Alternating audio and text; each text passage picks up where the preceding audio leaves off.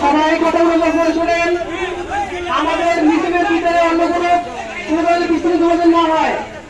আমরা যেভাবে সুযোগের মধ্যে আসছি সেগুলো সুযোগ থাকবেন। দয়া করে এই বিষয়টি কেউ ঘোরাফেরা করবেন না। যতক্ষণ পর্যন্ত আমাদের কর্মসূচি চলে ততক্ষণ পর্যন্ত আপনারা ধৈর্য সহকারে এখানে থাকবেন। এটা এখানে আপনারা আসছেন আপনার অধিকার আদায় করার জন্য। আপনার অধিকার আপনারা আদায় করবেন। যদি আপনারা খুশি থাকেন তবে বুঝতে আপনারা আমাদের ভূমিকা সব ব্যবহার করতেছেন।